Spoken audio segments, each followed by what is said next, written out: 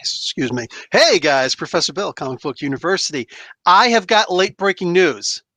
I have discovered who the Joker actually is. It's Comic Boom. Woohoo! That's right. Comic Boom is Oh, actually the Joker. Take that thing off so we can hear you, man. oh my God. The acoustics are like radically different right now. Oh man.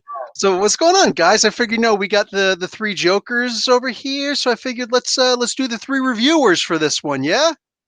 Yeah, So we I'm got in. Let's do it. So we got I am the comedian. Boom gets to be the criminal. We got Dark Knight Nation gets to be the clown. Like, Actually, dude, the and clown. actually, literally like actual Mr. Clown actual. Sorry, references me back to an old army joke. So dude, not such a bad book, right? Like here, let's start off this way because I know we're three different Jokers. We got three different opinions of this. Was the book bad? No. No, no. Okay, so we can start on that. Now let's get into some of the individual thoughts about the book itself. Let's give it like a quick review. So, guys, again, this is going to be spoilers. I have it in the thing. If you don't want spoilers, go away. The book came out earlier today. Just it is what it is. So we're starting off in general with the Joker. Also, Jeff Johns is the writer. Jason Fabok on art. Brad Anderson doing the colors, and Rob Lay doing the letters. Excuse me, the cover was illustrated and colored by Jason Fabok and Brad Anderson, and Bill Finger, of course, created the Batman.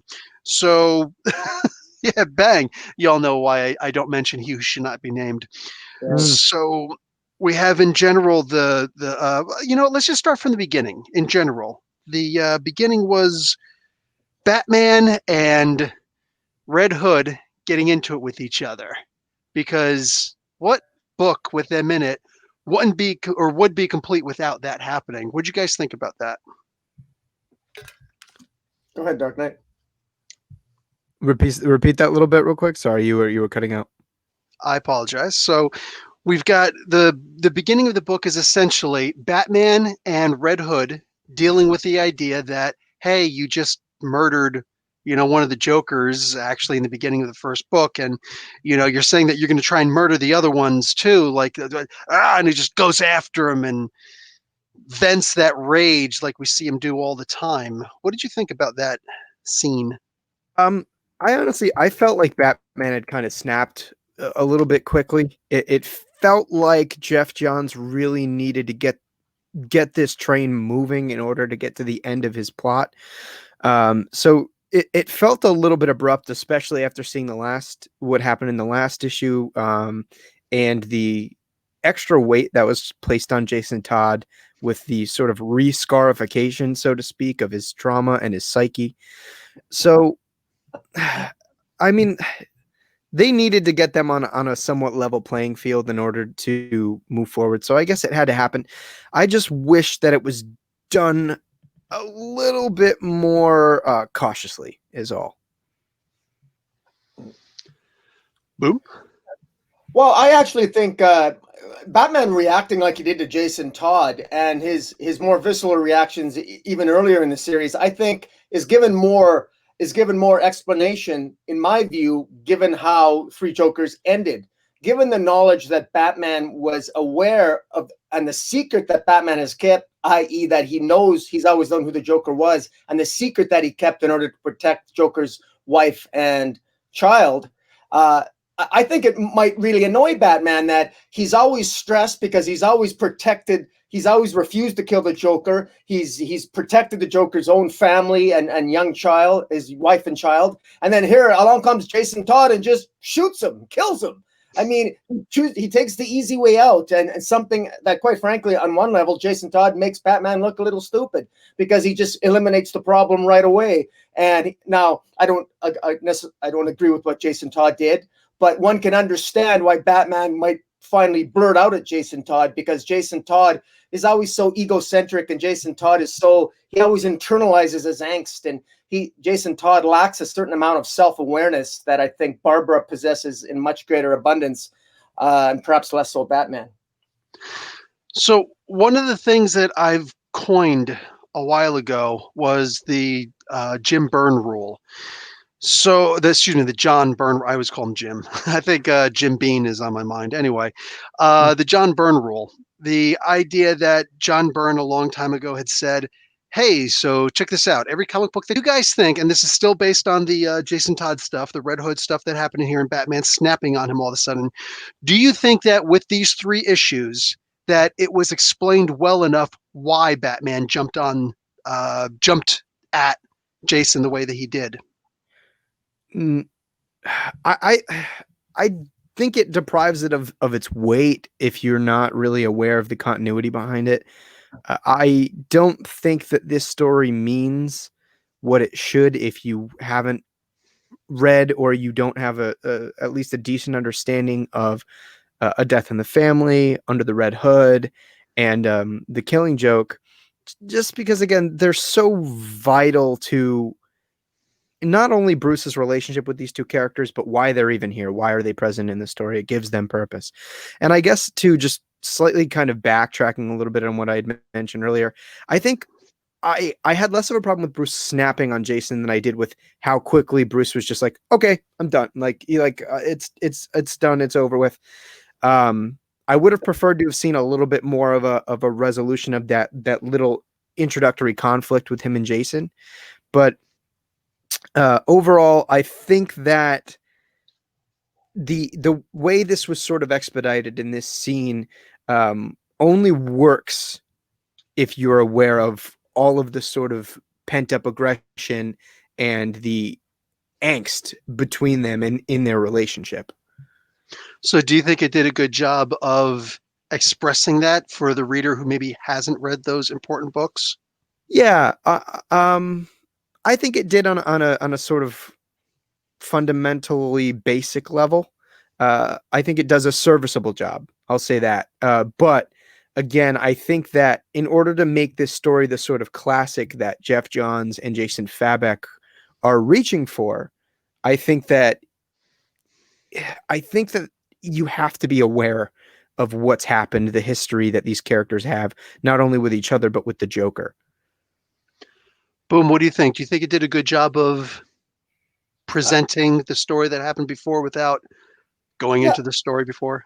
I think it did. I'll be a little bit more blunt in stating that I think more of it did more than maybe Dark Knight views it as having worked. Only because for even people with just a cursory knowledge of Batman's history, they know probably a little bit about Jason Todd. And I got to tell you, that first issue with Jason Todd blowing Joker's head off, killing the Joker, Batman has a no-kill rule, man, and he blew Joker's head clean off. Jason Todd came across very aggressive with Barbara. He's clearly got some pent-up aggression. He's got some psychological issues, which Johns did a great job scripting, and Jason Fabek did a fantastic job illustrating.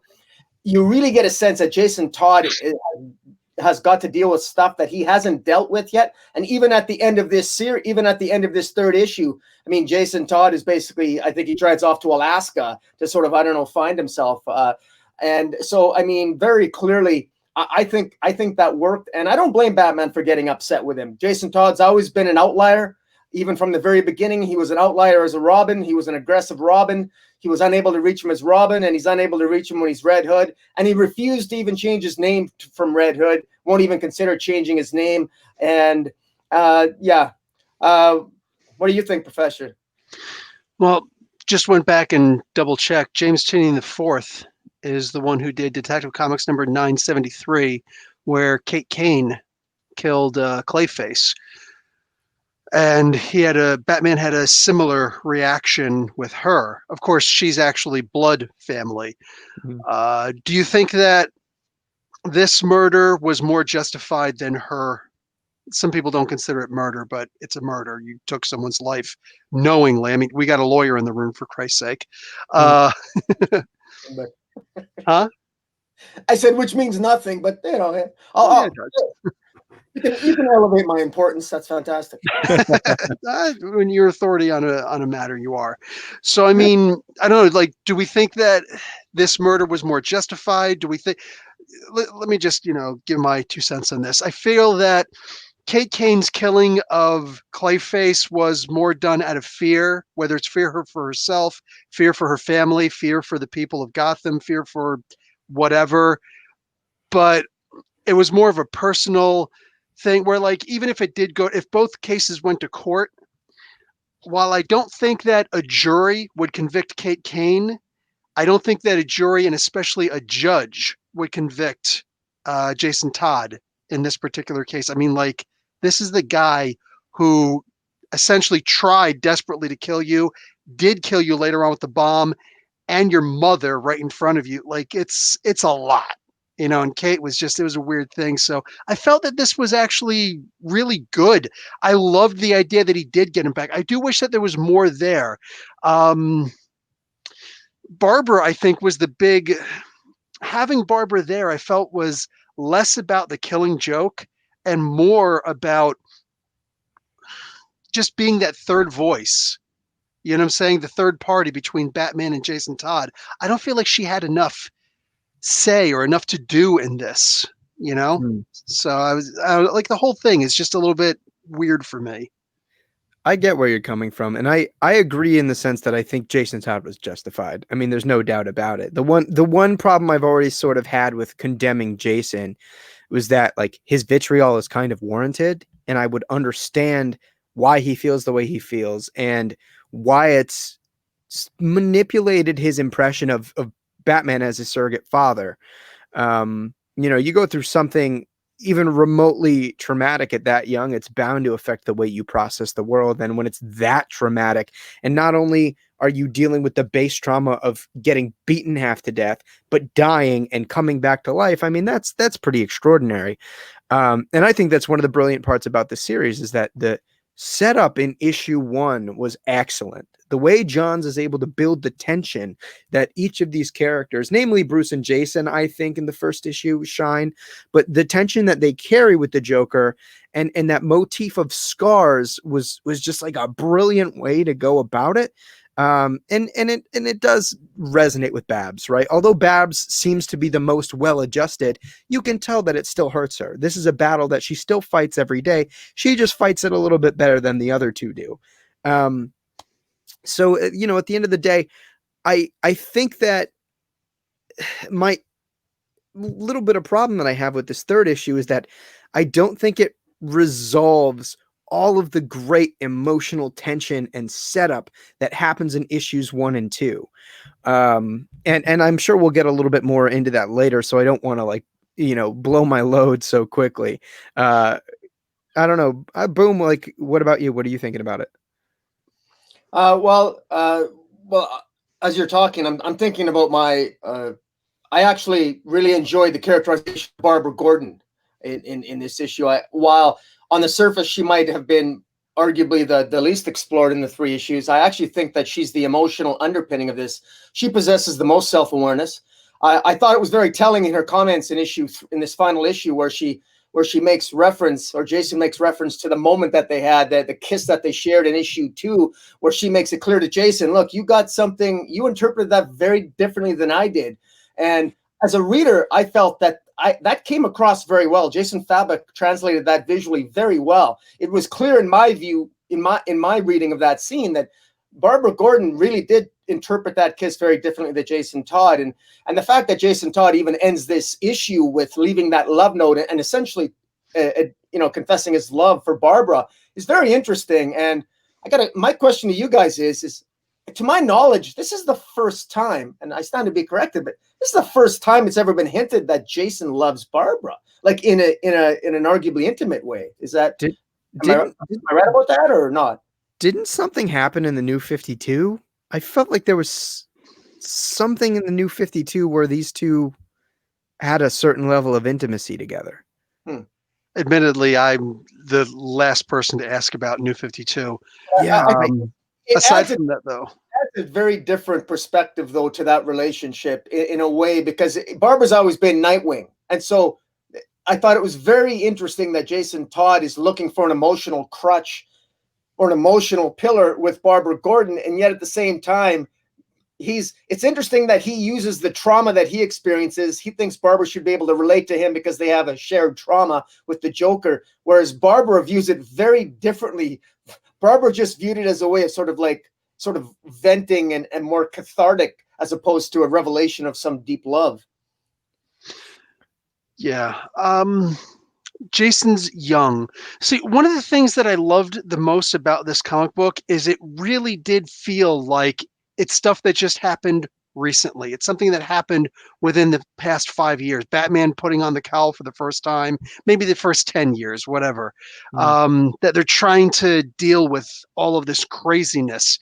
So the idea that Jason would say these things, it's like this, like Boom said, this has been a long time that they've known each other, and now he just professes his love. What is this?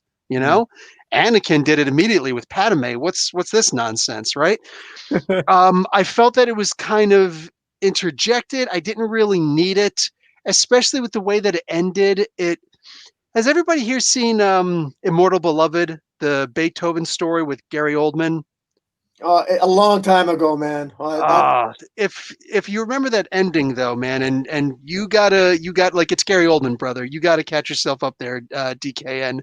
But like the way that that ended was it was that literal like it could have gone this way or it could have gone this way, but it went this way, so this happened, and it's like, no, are you kidding me? And it was so sad, and it felt like this was trying to be that, and this was not that. Immortal Beloved is just like you watch the movie and you're gonna understand. I feel like you're gonna understand. Just be like, oh wow, I see this now.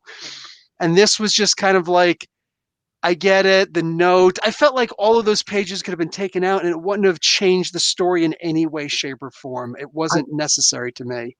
I think it did some good work with character, though. I'm gonna have to like disappoint and agree with Comic Boom here. I do genuinely think that that moment has a lot to do with as he said, dealing with how both of these interpret their trauma and how both of them choose to try and cope with it. And it's very clear that Jason needs someone to lean on, whereas I think Barbara has ultimately sort of not grown out of her trauma, but she's learning how to grow with it. Whereas Jason, he needs somebody to pull him up the ladder. And I mean, I think for Jason, especially being less mature than she is, he identifies her as a potential sort of match for him that understands who he is, that might not judge him, right? Because one of the big things about Jason being the black sheep of the family is he's constantly being judged by everybody else and himself. He holds himself to an unfair standard. In the same way that, you could say that he arguably holds Bruce to an unfair standard. So I think that he identifies how much more in control she is, and he wants to latch on to that. And I think that's sort of what that moment, their intimacy and the preceding sort of scenes with them acknowledging what happened. I think that's what it's supposed to sort of do. It's more doing work for the characters than it is for the overall story.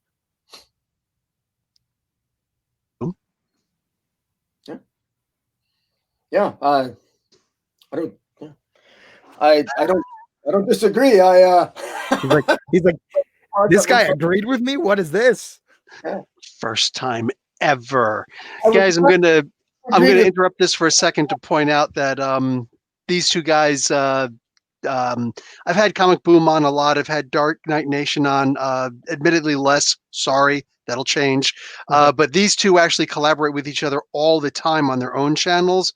Forget about seeing these two. Like it'd be like watching freaking Ali and Frazier going against each other. It's just these guys constantly, yeah, well, hold still for a second. And like, so seeing these two agree is like, it happened on my channel.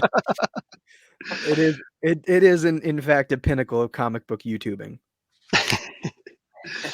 So what's one of the next parts that happen here? So they kind of rectify that pretty quickly. And then they go into Batman basically what seems to be lying about, he doesn't know who the Joker is. He's got to keep that quiet. And it seems a little, But then we go into the Joe Chill thing. So Joe Chill in this universe is alive. You know, he wasn't killed by a Falcone. He's alive, but we were revealed in the previous issue that he's going through chemo. He's got cancer. He's dying, and things aren't looking too up for him. So Bruce goes and when he actually saw Joe Chill and we saw that he was a little bit afraid to approach him, as like, holy crap, this is the guy who freaking, murdered my family. Oh my god, oh my god, oh my god. It felt great. Like, it just, to me, it was shocking to see that. In this issue, Joe Chill has disappeared. There's the empty shell. He goes up and he sees a letter. In fact, all of these letters are directed towards him. There is, however, one more letter that's directed to Batman, but it's also pretty. Where is that one image? It's pretty easy to see that that's a completely different font, different colors, and everything like that. So, like that's the Joker, one of the Jokers. It's one of us. But those letters from Joe Chill. I don't know how much I want to spoil. This isn't like complete spoilers, but how'd you guys feel about the idea they didn't actually show the letters? Rather, we just got the feeling of what they represented. How'd you guys feel about Joe Chill in this comic book in general? Oh, dude, the and I was saying this with Boom privately prior, but like the emotional rawness of what Bruce has to come to grips to when it comes to Joe Chill is the best part about this issue, and I will fight anybody that says anything different. There's just a sort of intimacy to that moment and a level of reconciliation that Bruce has to undergo in a very mature way. And it's so hard when you have a character like Batman that has existed for this long and has gone through so much to really experience an organic bit of character growth. And I think that we saw that in this issue to the nth degree. Now, I do think that comes to the detriment of spending more time with Jason and Barbara. But boy, I got to give credit where credit's due. What Jeff Johns does through the text and how Jason Fabok, what's the word I'm looking for? How he integrates that through the visual storytelling, I think really amps up a decision that Bruce has to make, and that decision that Bruce makes has both physical and a mental and emotional consequences moving forward. And whether or not this story is in fact in continuity, because who the hell knows anymore, it does a lot for the character. And for me, it really sort of pushes a lot of the sentiments that I've carried about Bruce being maybe a little bit more emotionally aware than people give him credit for. Yeah, I break down the Joe Chill moments very simplistically, that the reason why it worked for me, and I will agree with Dark Knight, God forbid, that's the second time in the last 10 minutes, Joe Chill moments, they really do work. And I like the fact that the letters, we don't know the contents of the letters, because I'm going to take a different opinion when we get to the revelation of the Joker's identity. But with respect to the contents of the letters, I do think that it was a good choice to leave it up to the reader to decide what those letters might contain. The fact is, Joe Chill is dying. He's experiencing his mortality, and he's looking back at his life. And even before he knew he was dying, he felt guilty about killing Bruce Wayne's parents. And what I find particularly powerful, yet subtle, is the fact that I found it very interesting that at the end, Batman forgives Joe Chill. But before he does that, it's interesting that the Joker himself is trying to make Joe Chill the next Joker, his greatest enemy. So Joe Chill is this anchor that's played on both sides, both sides of the narrative. He's associated with the redemption of his own redemption with Bruce Wayne, i.e. Batman, while at the same time he's faced with becoming Batman's greatest villain, which is ironic because Joe Chill already created Batman indirectly through his actions by killing his parents. And so that he's a pendulum. He's that Joe Chill in many ways is the fulcrum of this entire third issue, perhaps even the series.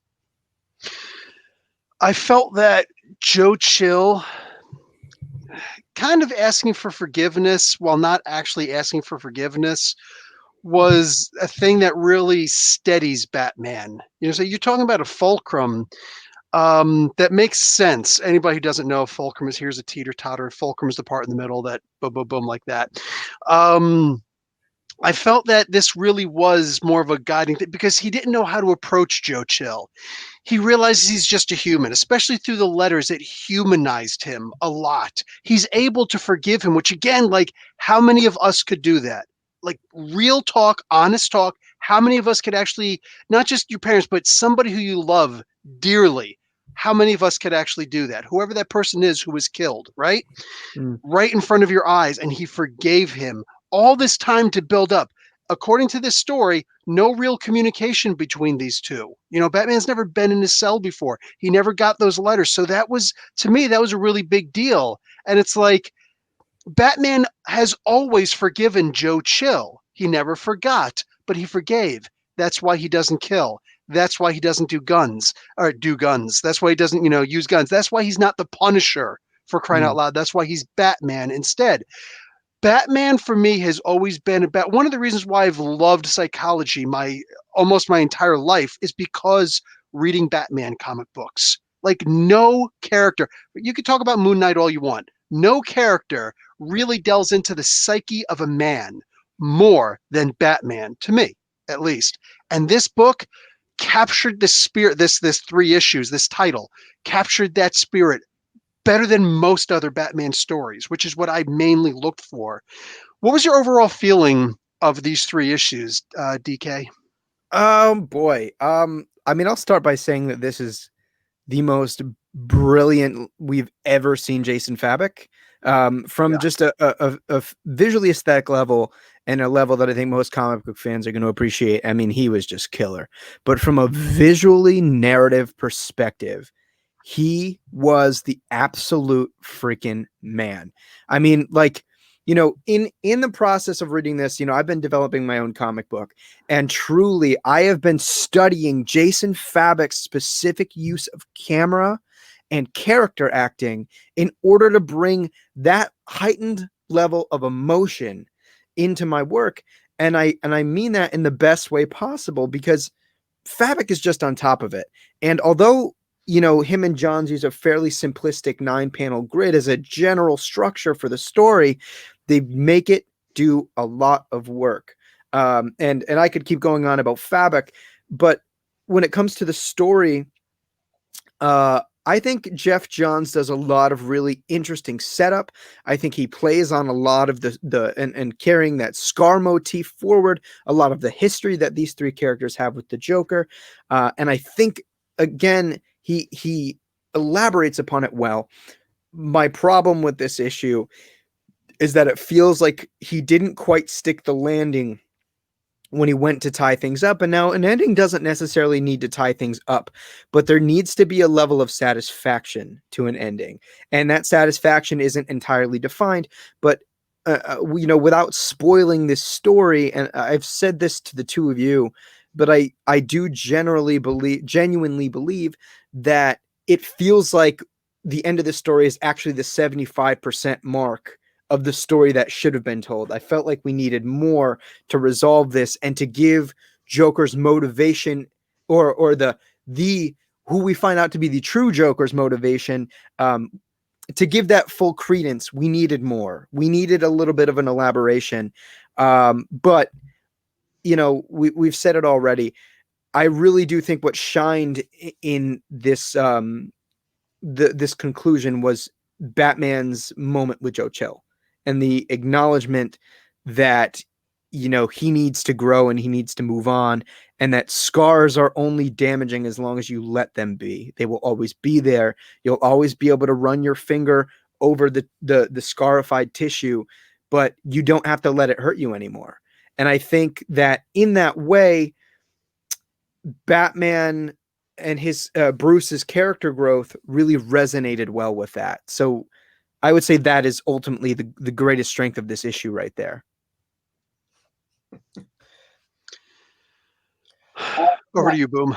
Yeah, my obviously the art was fantastic, and my I because of my connection to the DC universe, I'm a big continuity guy, and if I was to describe this, uh, if any one of us was to describe and give a synopsis of this series, but if we were to describe the general plot of the Killing Joke and then explain to someone the general plot of the Three Jokers, I think they would love it.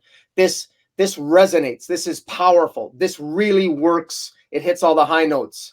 My criticisms, and as I'm listening to Dark Knight and yourself talk, Professor, it's clear to me that this is it's getting more positive in my eyes. My criticisms have more to do, admittedly, straight up because of the expectations. I really was hoping Johns would nail the continuity, make the continuity flow more from Darkseid War, and I realize that's kind of like a little bit pompous of me because I'm focusing so much on a convoluted DC history, but it's John's own history.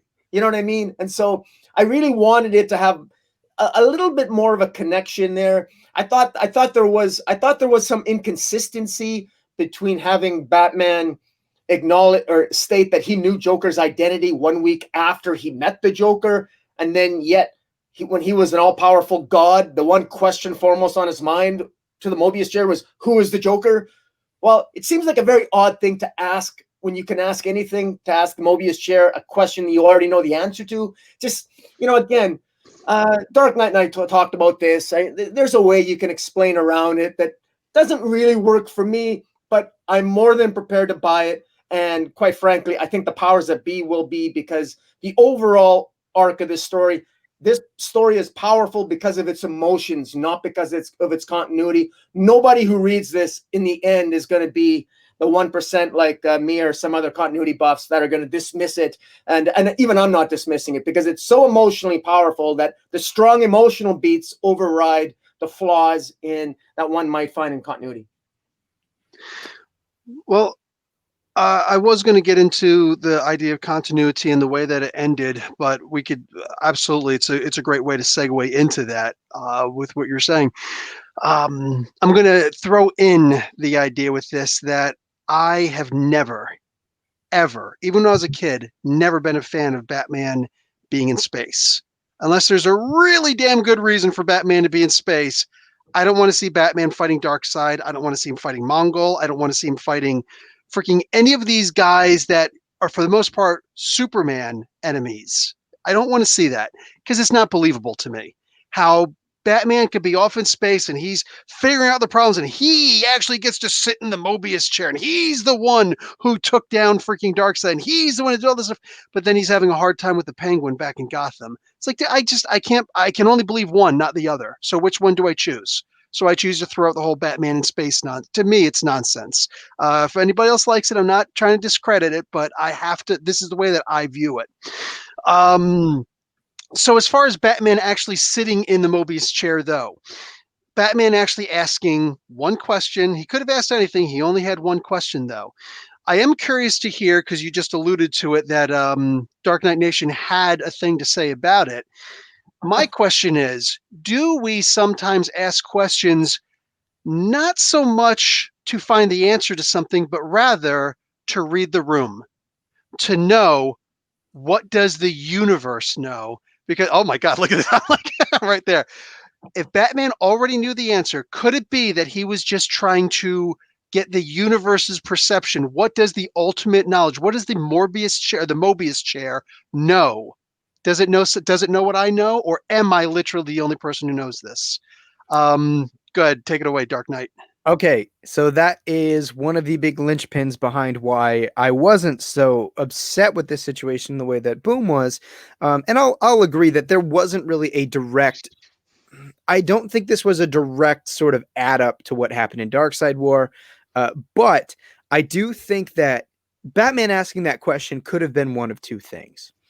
It could have been A, Batman as a skeptic confirming that the Mobius chair has such unfounded knowledge, and to make sure that this is a reliable mechanism for him to use to fight crime, right? Because he ends up becoming Bat God, solves a bunch of crimes in Gotham. So to me, it's Batman as a skeptic going, all right, like if this has all the knowledge in the freaking universe, who's the Joker? Huh?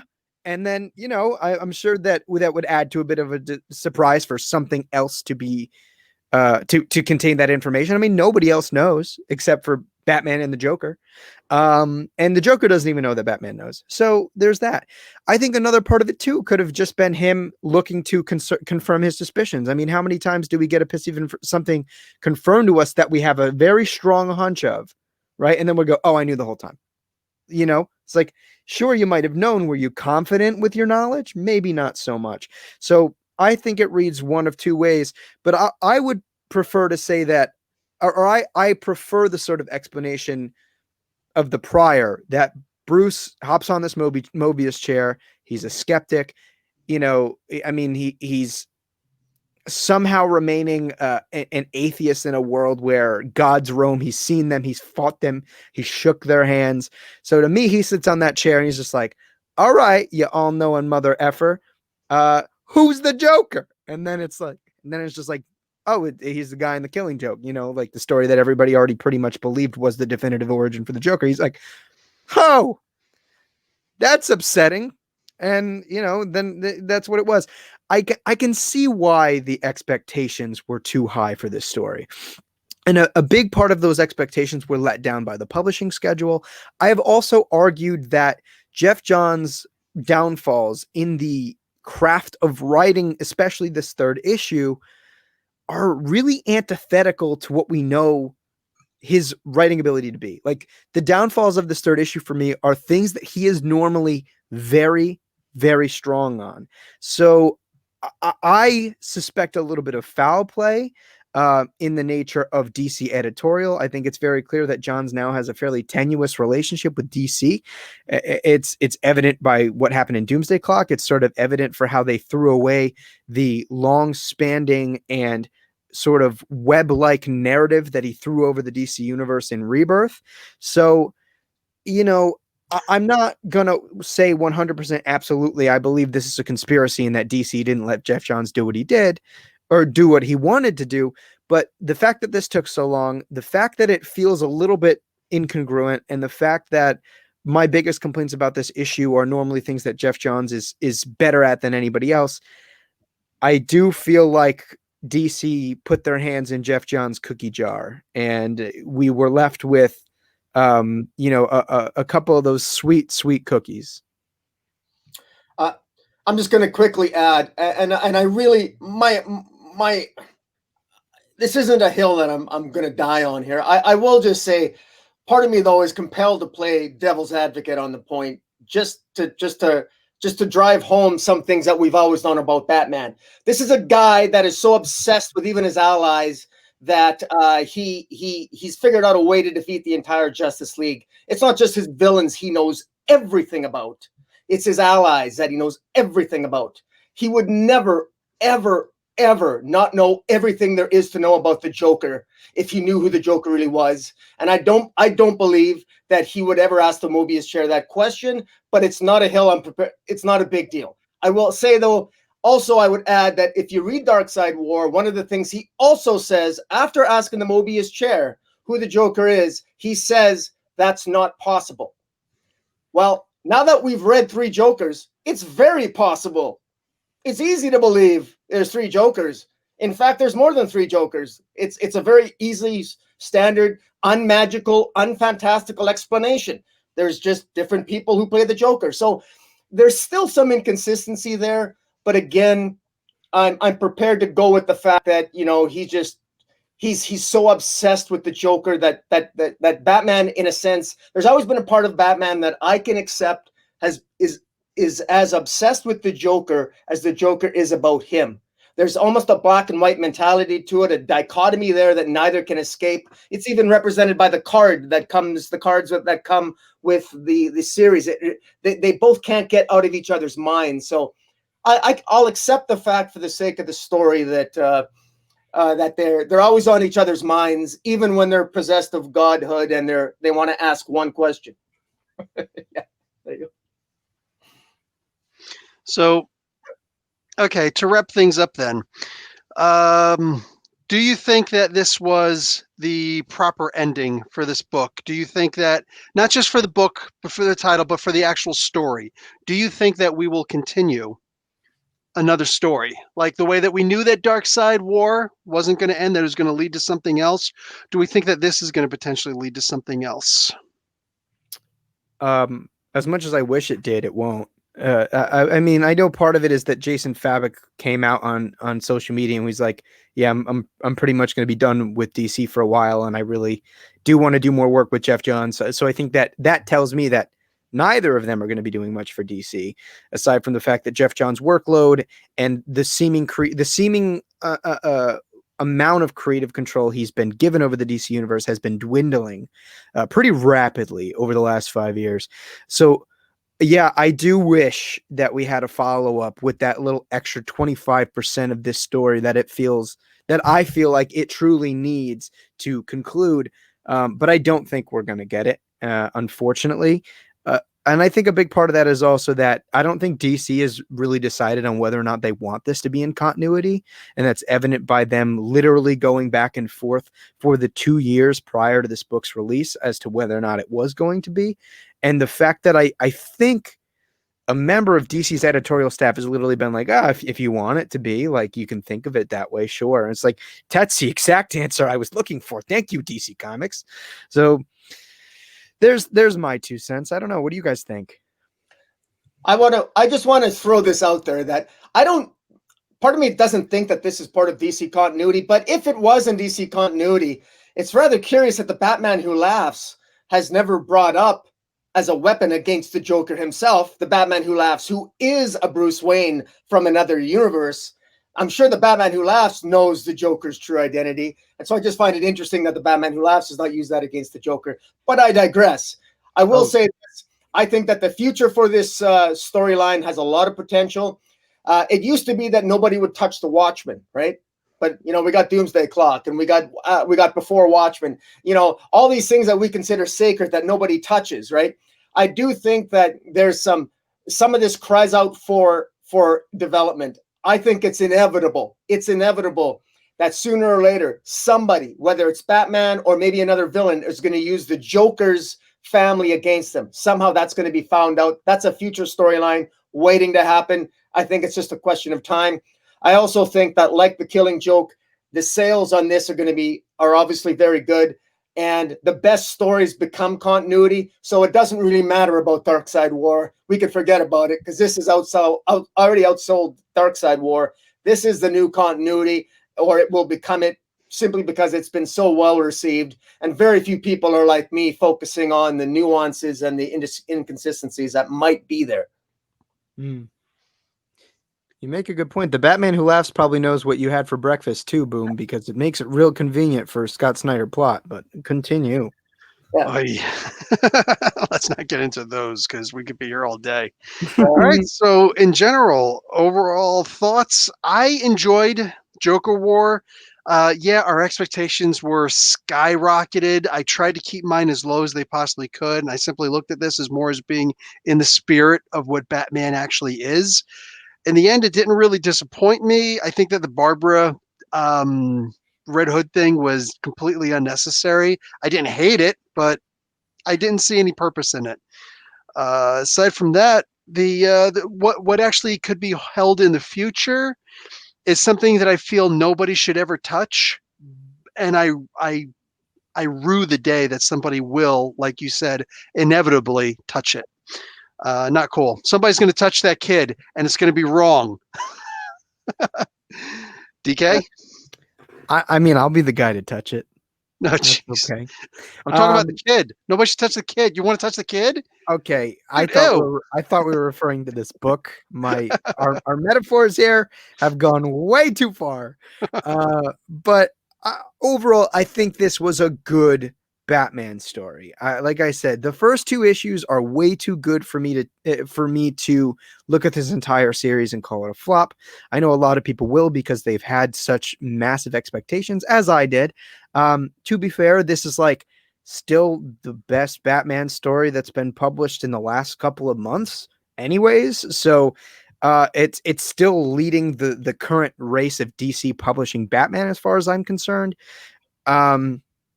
The third issue, certainly had diminishing returns to the rest of the series. And I think to the bits of plot thread that were started in Dark Side War. I agree. It's not is not as congruent as it should have been, but I do ultimately think that the Three Jokers delivered a really interesting exploration of I would say the three characters' trauma, but again, Barbara's was a little bit more glided over.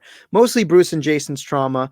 I wish we had more time with it. I wish Jeff Johns took a little bit more time, elaborating some of this, but ultimately was very strong. And if at bare minimum, this is a masterclass on the sequential narrative of comics and how to do it. And I would just throw out the comment that when you talk about Professor, you talk about how no one should, no future writer should touch this and it should be left alone.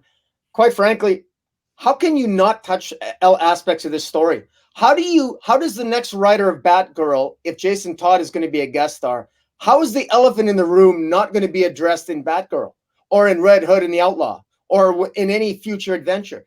This is by far the highest profile DC Batman book in quite a while. Most people's exposure to Batman and the history of those characters is probably going to be from this issue, from these 3 issues. I think that there is simply too much incredibly well-written, emotionally resonant information in this 3-issue series that it can't be ignored, quite frankly. Certainly not maybe you can ignore Joker's identity. Maybe you can ignore, but you can't. How do you ignore what's been said about Jason Todd's personality now, about his actions in killing the Joker? I mean, it's really hard to not address that in the next Jason Todd story if it's going to mean anything to attracting new readership, because this is going to sell a lot of graphic novels in bookstores. It will. As far as me addressing, how could you not do such and such? To me, it's like low-hanging fruit. Those of us who have aspirations of something better, those of us who expect to, be able to see, those of us who've evolved to be able to see over the tall grass, like bipedals, humans. I feel like low-hanging fruit is, what I'm saying? I think the weaker writers are going to be the ones who try to go for that, and it'll show in the weak writing. So I think anybody, for the most part, who touches this coming forward, I mean, unless they're an Alan Moore, unless there's somebody of that great magnitude, I really feel like it's just going to be somebody who all the Batman stories have been told. What else is to tell? And in my opinion, anybody who thinks that way should never be allowed to come anywhere near a comic book store, least off the DC offices. But that's just my opinion on that. Yeah, as far as the guys, thank you so much for commenting. I agree. The artwork was just completely out of control. My conversations with Jason Fabok, as a Canadian on this side of the country, I do have close access to him, so I took advantage of that as much as possible, reported to you guys as often as I could. He said that he wanted this to be his magnum opus without this being the final thing that he does. He wants this book, these 3 issues, to basically be the resume that when somebody says, hey, what's something that you've done, he can just simply pull out these 3 books and then walk away. And then expect that obvious callback. And I think that he definitely killed it with this. I like the idea that with the cards, which, guys, by the way, the cards should be free in every single one of your comic book stores. They should be free. So if your comic book store charges you for it, check to see if you got another comic book store someplace close by, because they should be free, all 3 of them. And there were so many ordered. Every single one of these comic book stores should have plenty left, even from the first issue. So bang. Well, I know my retailer puts the card in the comic book itself. So just checking the comic book. Anyone watching, just checking your comic book just to double check, because it's probably inside the comic book. Exactly. I was just putting it back in. So a lot of times they'll have it just like this, so you can buy it. So bang. Aside from that, yeah, I wish that the Barbara Gordon thing would have been done. I'm just trying to address some of the things in the comic books. I really do wish there was a lot more with Barbara Gordon. There was so much they could have done with her, but as usual, she's just kind of, yeah, there's a Barbara story and whatever. So some of the other things in the comments, it's great to see a Joe Chill story finally. And yeah, the Mobius chair thing. I feel like one of the things that we talked about before this happened was that we felt that this was more of a grounded telling, much like, I alluded to. Batman in space, Batman on Earth. Even though this is obvious reference to what happened to Batman in space, it's kind of like, yeah, sure. Here's the story, but forget the chair. Just because it just doesn't, because Batman on the Mobius chair, not knowing this stuff, yeah, it's a weird thing. Anyway, guys, thank you so much having the three Jokers here. One of you gets taken out with a crowbar. The other one gets, how did the criminal go out? You get, how did he go out? How did he die? Didn't Oh, he other did get shot. Yeah, the other other, yeah, Joker I shot him. man. All right, so boom, there we go. Sorry, boom. We were actually doing the appropriate reenactment here. Anyway, so I will talk to you guys later. And as far as Comic Book University, all the alumni guys, I will see you later. I got a Detective Comics review that's going to come out later, and a all the reviews. So anyway, very few comic books this week. I'm just saying, very few. So I'll talk to all you guys later. Love, peace, and hair grease, Professor Bill and crew. Comic Book University. Class dismissed.